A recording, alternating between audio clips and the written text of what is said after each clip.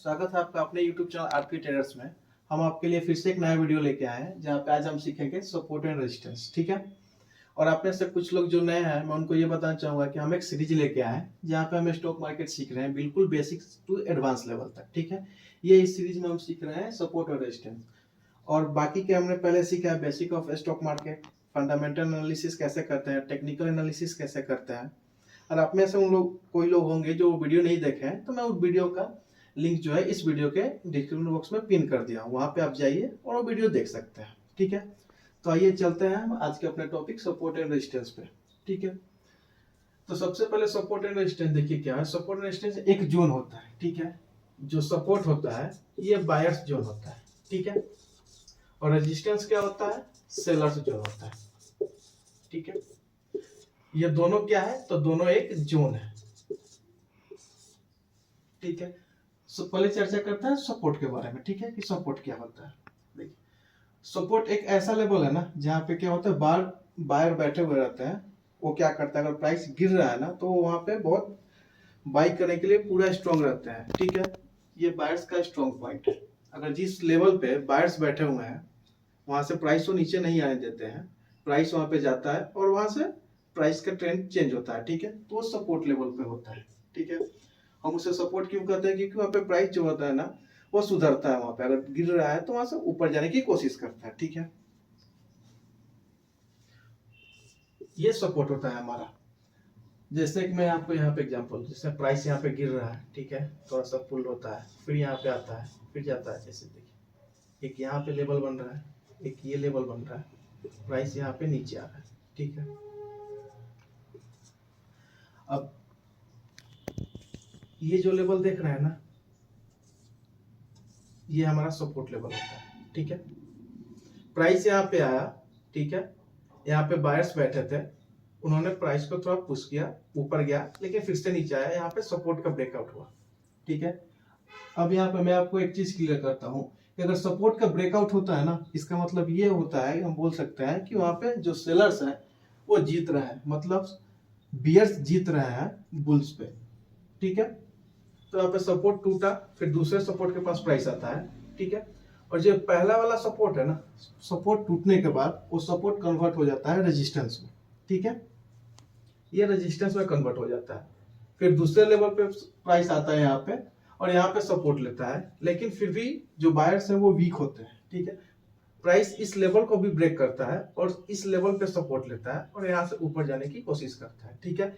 तो ये जो जोन हो गया ना, ये हमारा स्ट्रॉन्ग सपोर्ट जोन हो गया। मतलब यहाँ पे बायर्स क्या हुए, स्ट्रॉन्ग हो गए। ठीक है। जो बायर्स है वो स्ट्रॉन्ग है। ठीक है। प्राइस इसके नीचे आने नहीं देना चाहते हैं। ठीक है। अब कभी कभी क्या होता है ना, कुछ लोग क्या करते हैं, जैसे ही यहाँ पे ये सपोर्ट लेता है ना, वो तुरंत यहीं पे एंट्री लेते हैं। ठीक है। वो गलत है। हमें कभी भी यहाँ पे कंफर्मेशन का वेट करना है। जैसे वो सपोर्ट के पास ब्रेक लिया, यहाँ पे थोड़ा सा यहाँ पे प्राइस ट्रेंड हुआ, हमारा चेंज हुआ, तो वहां पे हमें तुरंत एंट्री नहीं लेना है, हमेशा वेट करना है कंफर्मेशन का। ठीक है।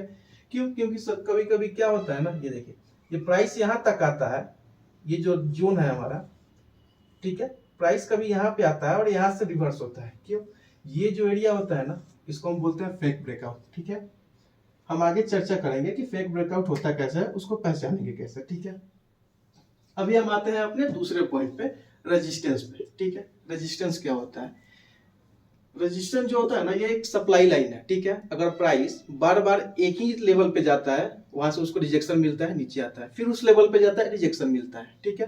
तो हम बोल सकते हैं कि वो हमारे लिए क्या है, रेजिस्टेंस जोन है। ठीक है। जैसे मैं आपको यहाँ पे दिखाता हूँ, जैसे प्राइस अप ट्रेंड में है, थोड़ा सा नीचे आया, फिर ऊपर गया, फिर नीचे आया, फिर ऊपर गया। ठीक है। ये देखिए यहाँ पे प्राइस जो है हमारा अप ट्रेंड में था। ठीक है।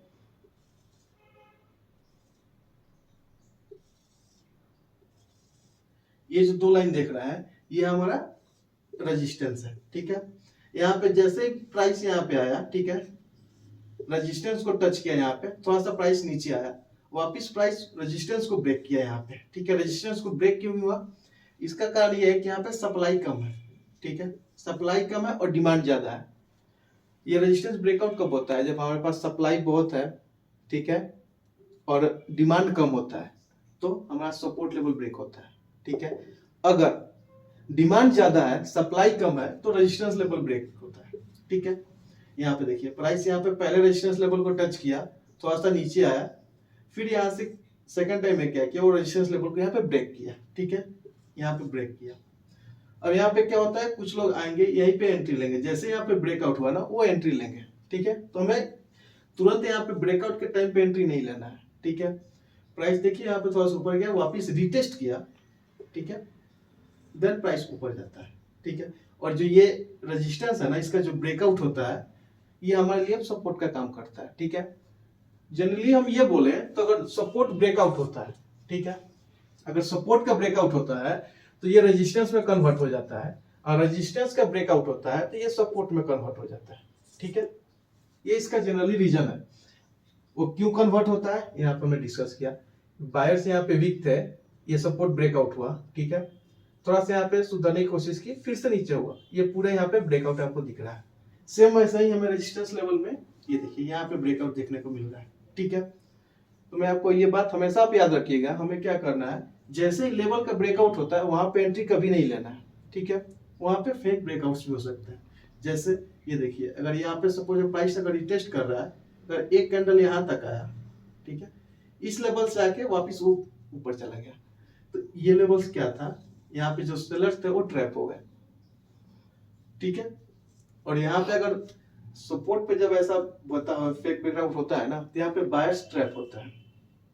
ठीक है, ये बात हमेशा आप ध्यान में रखिएगा। अब फेक ब्रेकआउट हम जानेंगे कैसे, उसके लिए जो रूल्स है आप हमेशा अपने माइंड में रखिए। ठीक है, हमें फेक ब्रेकआउट के लिए सबसे पहले क्या चेक करना है, वॉल्यूम। ठीक है, अब आप पूछेंगे वॉल्यूम क्या है, तो जो हम आपके लिए इस सीरीज में जो नेक्स्ट वीडियो लेके आ रहे हैं ना, वहां पे हम सीखेंगे वॉल्यूम एनालिसिस। हमारे उस टॉपिक का नाम है, जो नेक्स्ट वीडियो हम लेके आएंगे उसका नाम है वॉल्यूम एनालिसिस। वहां पे हम सीखेंगे कि वॉल्यूम क्या है। यहाँ पे जस्ट आप उसको एक पॉइंट केवल नोट कीजिए, माइंड में ये सेट कीजिए कि फेक ब्रेकआउट होता है ना, तो हमें वॉल्यूम को देखना है। ठीक है, जैसे अगर प्राइस इस लेवल को अगर ब्रेकआउट कर रहा है, ठीक है, ये लेवल अगर यहाँ पे ब्रेकआउट हो रहा है, ठीक है, तो यहाँ पे सबसे पहले वॉल्यूम देखेंगे, वॉल्यूम कितनी आ रही है। अगर बड़ी वॉल्यूम के साथ यहाँ पे ब्रेकआउट हो रहा है, ठीक है, तो फेक ब्रेकआउट नहीं है, वो कंफर्म है।